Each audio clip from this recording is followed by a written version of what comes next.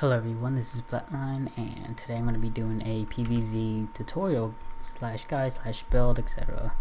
of the gateway expand that I showcased in the analyzing one with state and subby. And the build looked really good on 2-player maps specifically, so I wanted to do this. I wanted to try out the build, and after a couple of tries it looks really good. It looks really strong, and I'll get into why it does. So let me get your 9 Pylon. Let me put up the production here. So the cool thing about this build is you can always harass and make sure Zerg has less workers than you. You should always have more workers than them with this style, from what I've seen. There might be a couple of Zergs that were able to hold this and have more workers than me. I have not faced any of them yet, so I cannot say that that's actually true. So 99% I'm sure that you can generally have more workers than Zerg, because it's really hard for Zerg to make that kind of calculation of, can I squeeze in some drones while I make some of these units? Because usually if they see a pressure coming, they use most of their larvae for units. You know, they just hold down the R button or Z button, whatever you want for it, to get those units out, the zerglings, the roaches. You don't really, you know, make 5 roaches and be like, okay, now let's make 10 drones or something like that. Usually they'll make like all those like zerglings or something like that. So anyways, you're going to get your gateway, 9 Pylon gateway, 15 assimilators, both of them, and then 16, 17 Pylon. You do want to get your Cybernetics core, should be around 18 supply. And look at the chrono boost. You want to constantly chrono boost on your workers. And the reason why this works on 2-player maps, the other thing that I found out, is because you don't really scout with this build. You don't scout because you use your harass to scout. So you're harassing units. It's gonna get to their base. You know which, you know where they're gonna be spawning on a 2-player map. It's pretty simple as that. I'm not sure if this works on Daybreak because it's a pretty far map when it comes to distance walking. So I don't really perform this build on that map, but you could try it out if you want. You do want to have 16 workers on each gas, not each gas, on the minerals, and then you're gonna be rallying from your Nexus 1 to 1, 1 to 1, 1 to 1, till they have 3 in each one. Once you have 3 in each one, you do want to send the second one towards your natural. This could be placing your Nexus. Do you want to start working whenever you can and make a second Zealot? Don't forget to get this Pylon as well. You don't want to get supply blocked. So you're going to throw this down whenever you can afford it and send these 2 Zealots on the way. Meanwhile, back over here, you're going to be chrono boosting probes still. Still going to be chrono boosting probes, and this is why this becomes so awesome with this build, is because you are chrono boosting probes, so you're maximizing the amount of probes that you could possibly have at this point in the game, and you're still putting on pressure. You're making sure that they're not droning. Look at that, he's making 3 drones right now. He's still not ahead in workers. You know, he sees a Zealot on the way, he sees another one. It's forcing him to come back towards our base. It's a little bit risky of me, I would say, because the 4 lings come over here. I do need to pull some probes with my Sentry to kind of kill them off. So I'm going to go over here, trying to do some damage. It looks like he wants to get a 3rd here.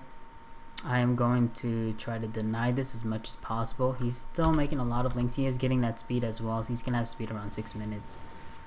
And he should be fine right there. So you're going to, behind this, you do want to make 2 sentries and add on a total of 4 gateways. So you're adding on 3 gateways to have a total of 4.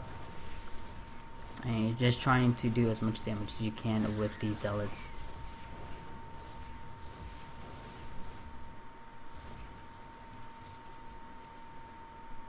But the queen's here, so he's going to deny me. He's going to get his 3rd. Awesome. So he has his 3rd. I have my natural done. I'm going to send some probes down here. Once you have 16 here, rally the rest to your natural. You have 2 sentries here. Workday should be finishing up once this little harassing thing goes down the drain. And then you want to warp in a total of 5 sentries. You want to make sure you have 5 sentries in total. And you should be sending out a probe to be building up your proxy pylon soon. As you can see, it's on its way. And it should be adding on a 6th sentry. So from here you can decide how you want to do it.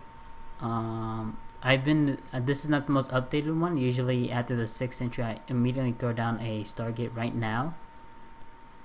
That's going to allow you to get faster phoenixes. I feel like that's the best way to deal with it. This is the most outdated version of it, but the build is centered around this pressure. So the tech and all that is up to you on how you want to utilize it, but this pressure is is part of the build itself. So I'm going to send a hallucinated phoenix to scout his tech to see if he has roaches or not, if he has that roach warren or not, how many drones does he have, how's it looking, all that kind of stuff. And I can see, okay, it's decent, meh, it's not that many drones, not too much, and that's because he's putting on some roach pressure. It's 41 probes to 31 drones. Still ahead in workers. Remember, the main thing is you're going to be ahead in workers generally throughout this game here. And I see with my mothership, oh, he has units over here. I'm coming back over here. Have this zealot over here in a position, trying to. Now, unfortunately, I tried to trap him where all 4 of them will be pushed into here, but that was unfortunate that those 2 weren't. But it came out where, I got a little donut right there, so I was able to get a couple of those roaches, and this is starting to look really good for me. But I did have to turn back. That was a bad thing. Usually you do want to push out. When you saw me pushing out, you want to push out right around that time, which is basically when you have 6 sentries, and you should have about 3 zealots, give or take, depending on if you lose those 2 zealots and your warpins and all that kind of stuff. But once you get at least 3 zealots, you should be thinking about moving out. You do want to make sure you do have a zealot right here on hold. You do not want to lose to a run by.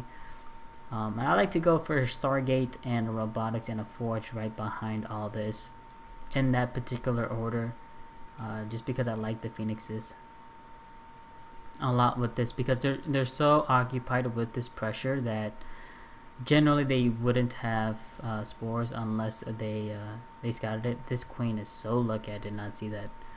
Alright, so here is where it gets really bad for him. This force field's right here. He cannot get over here. I'm going to be able to kill this off and pretty much call it a day. And there's no really engagement right here. You can just recall out. I lose 2 zealots in the process. Good thing for me still, as I keep most of my units, mostly my sentries, which is really important in this. So I lose only 2 zealots in the cost of that hatchery. And his economy was already damaged from the beginning. 30 drones to 48. Like I said, it's always going to look this bad. I like his decision right here. He's going to double expand behind this. And this is really smart by him because of the case of not that many. His economy is shot. So he wants to take that risk and try to catch up in economy by double expanding. Try to get that full saturation at all 4 bases as soon as possible. The downside to this is either his upgrades are going to look really bad, or his tech's going to look really bad, and I think it's going to be the tech. These 2 zealots are going to come over here. It's going to be able to kill off that queen. That's pretty awesome. And you can see, I do see that he's getting a 4th. Do you see him getting a 4th? I do want to get my expansion as well. But I am going to be getting some phoenixes out. Looks like he's going to have these spores on time. So it was a nice little scout by him. And once you have 4, you can kind of move out. The 5th one's on the way. I'm getting a dark shrine. So why would I get a dark shrine with this build? Think about it. His tech's really bad, and he's double expanding. So he's trying to cut corners as much as possible. He's gonna have spores at most of his bases, so he's gonna be able to be safe in that regard. But at the same time, the DTs are there to gain map control. It's going to spread his army out tremendously, and it's going to make it a little bit harder for him to defend all 4 bases. He should be pretty much thin on everything. I see him out on the map, so you do want to just warp in a couple more zealots here. So I already did the build order. Right now I'm just kind of like analyzing, or just commentating a little bit of the game itself.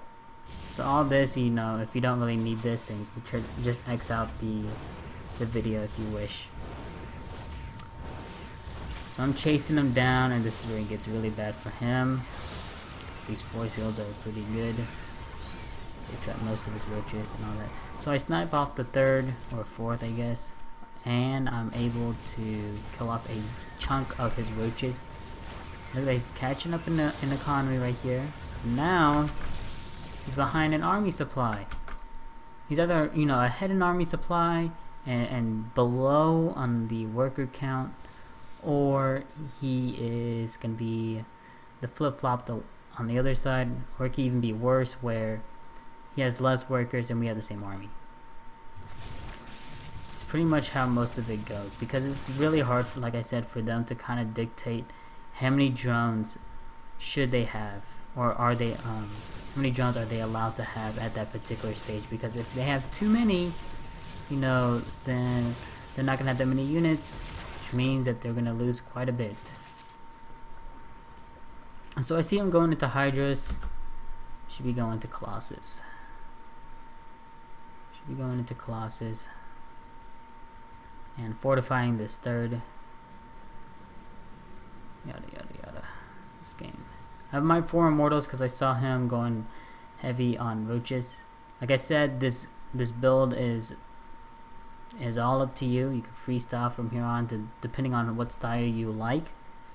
But the 4-gate pressure, the 1-gate expand into the 4-gate pressure, is where I'm drawing the line on the build order. From there on, it's up to you on how you want to add on your tech. If you want to add on tech, if you want to add on more gateways and go for like some heavy gateway timing, do that and see how it goes. You know, it's all up to you on depending on if you like it or not. Particularly, I have never tried that before, just because of the style that I play is pretty macro orientated, and if the gateway pressure or gateway push doesn't kill zerg, I feel like you're way behind in tech, so I don't really like that. I'm just gonna be picking off whatever I can with these phoenixes. This phoenix is a boss. Yeah, adding on Colossus and Void Rays, the simple Colossus Void Ray composition. And this is not the best army composition, honestly. I know a lot of people have some good success with it, but it's not. I feel like Zerg can kind of counter this pretty well, just having a lot of corruptors with this. But his economy was really bad, so there was absolutely no way he was gonna have a ground army and a lot of corruptors. He either has a lot of ground army and no corruptors, or he has a little ground army and little corruptors. It's take it as he wants.